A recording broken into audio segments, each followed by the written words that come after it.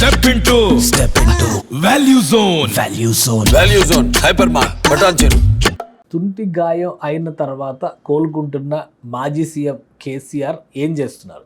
ఇప్పుడు ఇది అందరికీ ఉన్నటువంటి సందేహం. ఆయన పూర్తిగా కోలుకునేటువంటి క్రమంలో విశ్రాంతిలోనే ఉన్నారు అని చాలామంది అనుకోవచ్చు. కానీ వాస్తవానికి రాజకీయ పరమైనటువంటి వ్యూహ రచనలో కేసీఆర్ చాలా బిజీగా ఉన్నారు.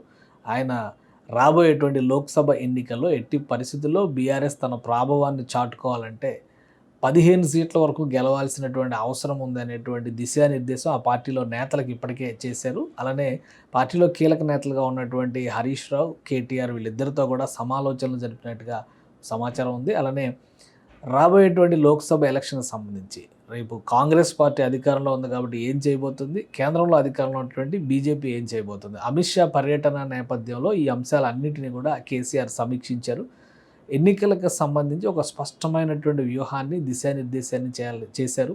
అదే క్రమంలో గత ఎన్నికలతో పోల్చి చూస్తే ఈసారి కాంగ్రెస్ బీజేపీలు బలమైనటువంటి అభ్యర్థులు నిలబెట్టే అవకాశం ఉంది కాబట్టి సిట్టింగ్లతో పాటు ఆయా చోట్ల కొన్ని ప్రాంతాల్లో ఓడిపోయినటువంటి మాజీ నేతలు, ప్రభావం చూపగలిగినటువంటి బలమైన నేతలకి కూడా టిక్కెట్లు ఇవ్వాల్సినటువంటి అవసరం ఉందనేటువంటి ప్రతిపాదన కేసీఆర్ చేశారు. ఈ క్రమంలోనే నియోజకవర్గాల విషయంలో కూడా దాదాపు ఒక 6 నియోజకవర్గాలకు సంబంధించి అభ్యర్థుల్ని కేసీఆర్ దాదాపుగా ఖరారు చేసినటువంటి పరిస్థితి ఉంది. ఎందుకంటే చేవెళ్ళ, జహీరాబాదు, ఖమ్మంలో సిట్టింగ్ ఎంపీలకి ఇప్పటికే గ్రీన్ సిగ్నల్ ఇచ్చేశారు. అంటే చేవెళ్లలో రోహిత్ రెడ్డి ఉన్నారు. రోహిత్ రెడ్డికి సీట్ గ్యారంటీ అనేటువంటి డైరెక్షన్ కేసీఆర్ ఇచ్చేశారు. అలానే జహీరాబాద్ ఎంపీకి, ఖమ్మం ఎంపీకి కూడా మీరు వర్క్ చేసుకోండి అనేటువంటి డైరెక్షన్ ఇచ్చారు. దీంతోపాటు మరో 3 సీట్ల పైన కూడా కేసీఆర్ క్లారిటీ ఇచ్చారు. కరీంనగర్, నిజామాబాదు, ఆదిలాబాద్లో ఈ 3 చోట్ల కూడా అభ్యర్థులు ఓడిపోయారు. గత ఎన్నికల్లో బీఆర్ఎస్ పార్టీ అభ్యర్థులు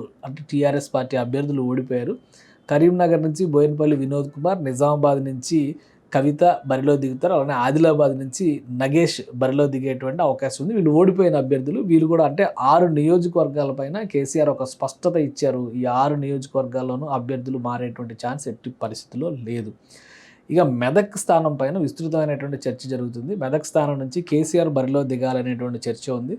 అదే సమయంలో నర్సాపూర్ ఎమ్మెల్యేగా ఉండి మదన్ రెడ్డి పోటీ చేయకుండా పార్టీ కోసం టికెట్ త్యాగం చేసినటువంటి వ్యక్తి ఉన్నారు కాబట్టి ఆయనకు మెదక్ స్థానం ఇవ్వాలనేటువంటి ప్రతిపాదనలు కూడా కేసీఆర్ దృష్టికి వెళ్ళినట్టుగా సమాచారం ఉంది.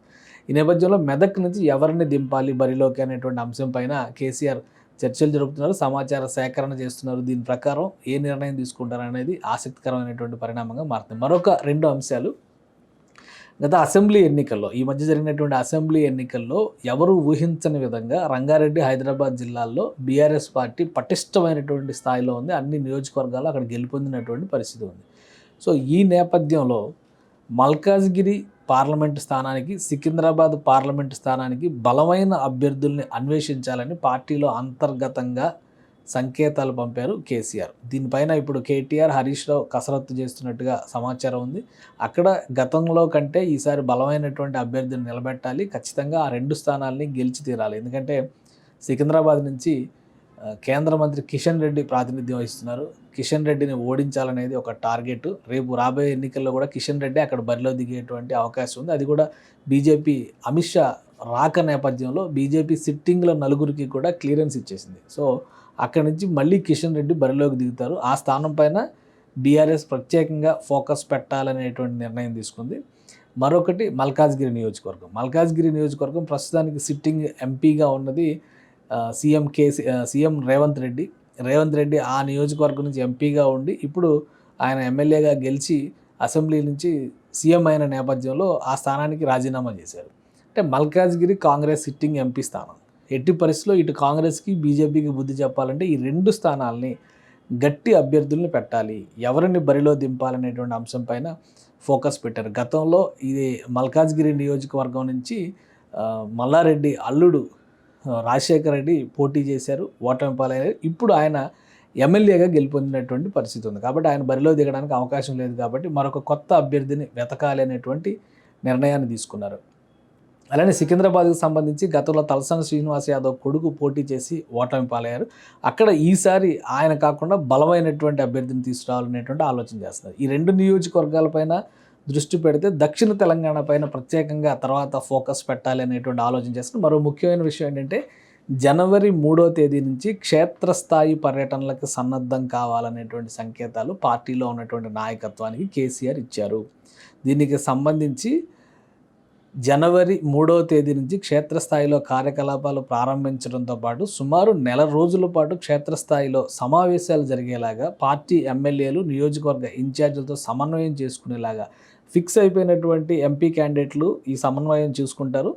కొత్తగా డిసైడ్ చేసేటువంటి ఎంపీల స్థానంలో పార్టీ బాధ్యులు ఎవరుంటే వాళ్ళు నిర్ణయం తీసుకుంటారు. ఫిబ్రవరి 2వ వారం నుంచి కేసీఆర్ఎస్ స్వయంగా ప్రజల్లోకి రాబోతున్నారు. పార్టీ కార్యకలాపాలు నిర్వహించాలనేటువంటి ఆలోచన. అంటే మొదటి నెల రోజులు పార్టీని సమాయత్తపరచడం, ఫిబ్రవరి నెలలో నేరుగా అధినేత రంగంలో దిగేందుకు కావాల్సినటువంటి వ్యూహరచన చేస్తున్నటువంటి పరిస్థితి ఉంది.